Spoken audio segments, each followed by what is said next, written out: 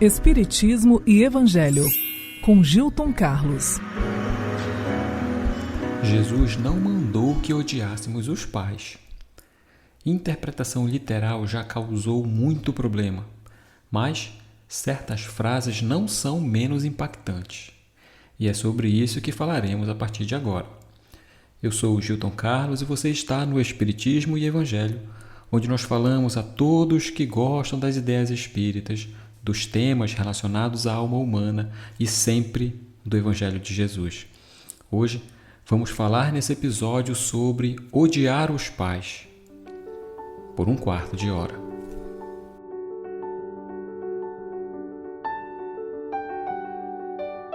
Nosso comentário parte do Evangelho de Lucas, capítulo 14, versículos 25 a 27 e também o finalzinho 33, que diz assim: Reuniam-se a ele numerosas turbas, e voltando-se para elas, disse: Se alguém vem a mim e não odeia o próprio pai, a mãe, a mulher, os filhos, os irmãos, as irmãs e ainda a sua própria alma, não pode ser meu discípulo.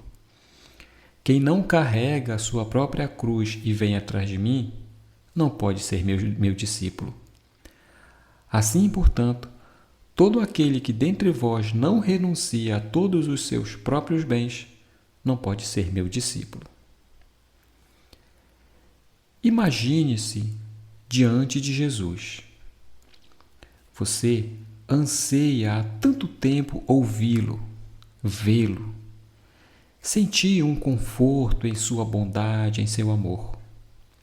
E então, neste encontro com ele, você escuta ele dizer: para ser meu discípulo, para andar comigo, para ser como eu, você deve odiar pai, mãe, mulher, filhos, irmãos, até a própria alma.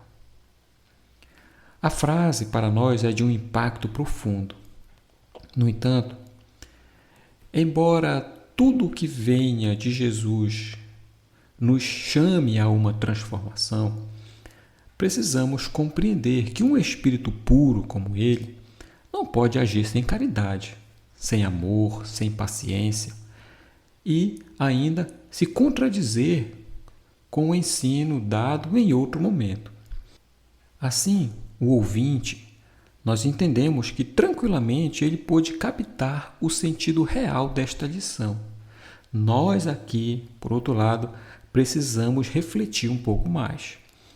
Uma coisa que podemos de cara notar é que não dá para ser seguidor dos ensinos de Jesus sendo do jeito que a gente é. De regra, tá? Não dá para viver em consonância com os seus ensinos morais, permanecendo com os mesmos hábitos, a mesma conduta, os mesmos vícios, etc.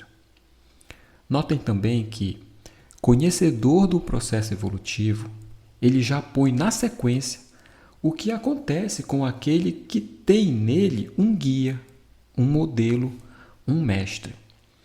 A gente encontra muita dificuldade, muito trabalho. Olha, não é fácil.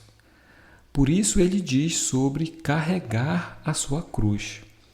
Você mesmo que me ouve, lembre quantas vezes já não se viu em luta consigo mesmo para não revidar uma ofensa, uma afronta.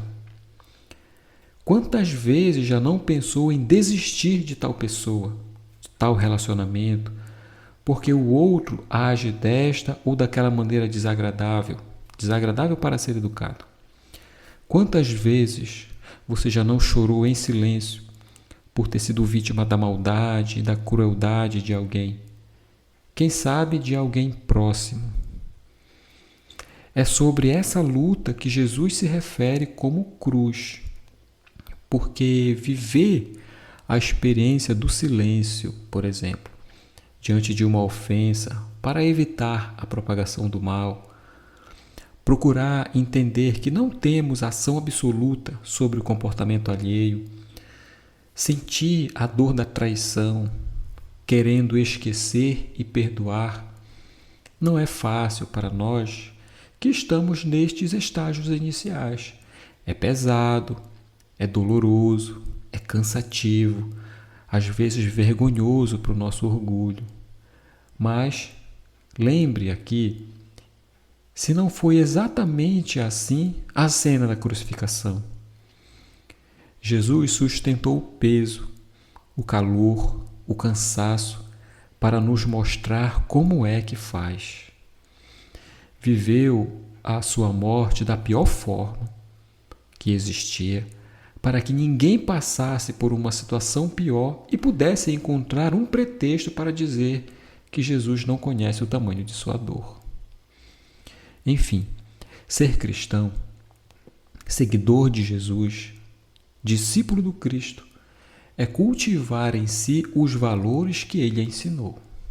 Para isso, muitas vezes nós precisamos romper com padrões recebidos do próprio pai, da mãe, da mulher, de filhos, irmãos, irmãs e até mesmo de nós mesmos, que é a própria alma que ele se refere.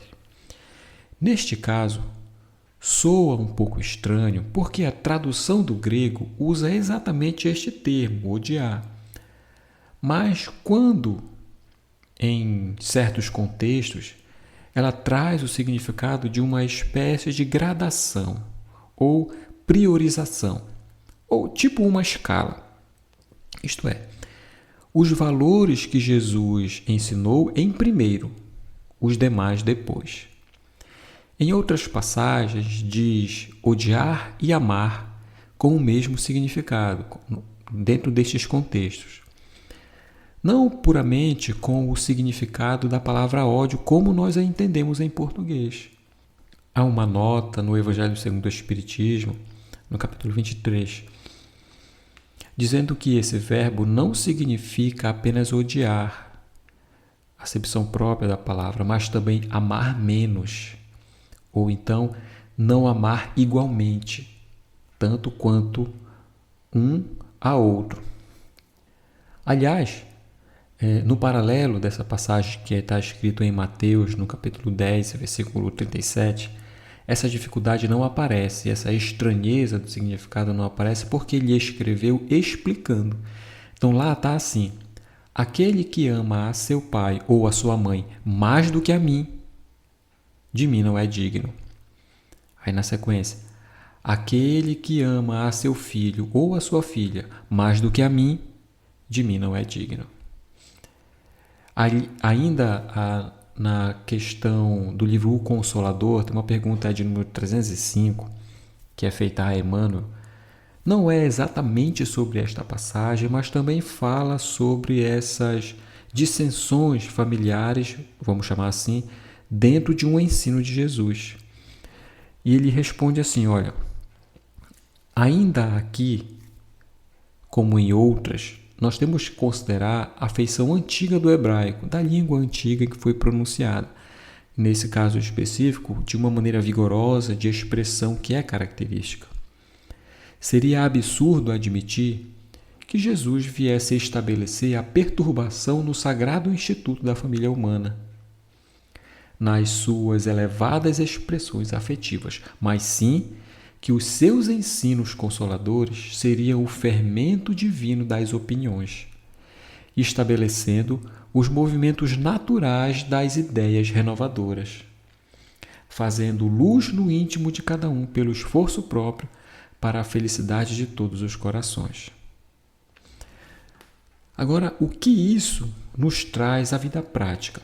Vejam, os valores que nós vamos adquirindo com Jesus, para muitos de nós explicados pela doutrina espírita, acabam mesmo causando certas distâncias entre familiares.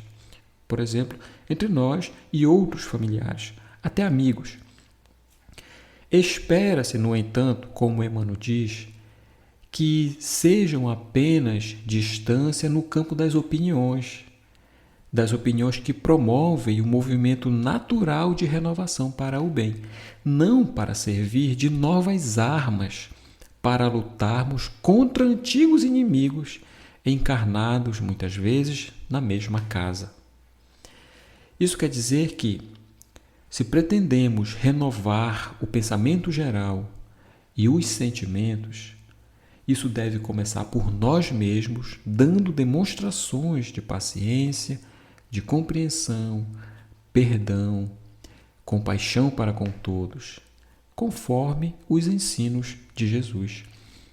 Vejo desde já os pensamentos de é difícil, é complicado, não consigo, mas lembremos de Jesus e de que ele já nos alertou que estas são a cruz que cada um de nós deve carregar, elevando-se e oferecendo-a a ele no altar dos nossos corações.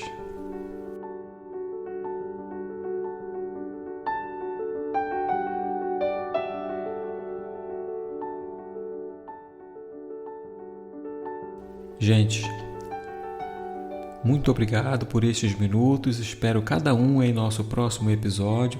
Se você gostou, compartilhe com alguém que também gostaria de ouvir o nosso trabalho. E em agradecimento, queria dedicar esse episódio a quem nos escuta em Portugal e na França. E também, especialmente, àqueles que deixaram uma mensagem na caixa de perguntas do Spotify, como a Gicoura, Charles Soares, a Terezinha de Magé, no Rio de Janeiro, a Edna Dematrio em Imbituba, Santa Catarina, e Viviane Andrade de Peruíbe, em São Paulo. Muito obrigado a todos vocês por nos acompanharem. Se gostou, clique no botão de seguir o nosso programa e aqui eu consigo saber assim se você está gostando do conteúdo e também de onde você é. Se quiser entrar em contato, pode me achar lá no Instagram, no Espiritismo e Evangelho, ou no meu pessoal, Gilton Carr. Mais uma vez, obrigado a todos, um abraço e que Jesus lhes abençoe.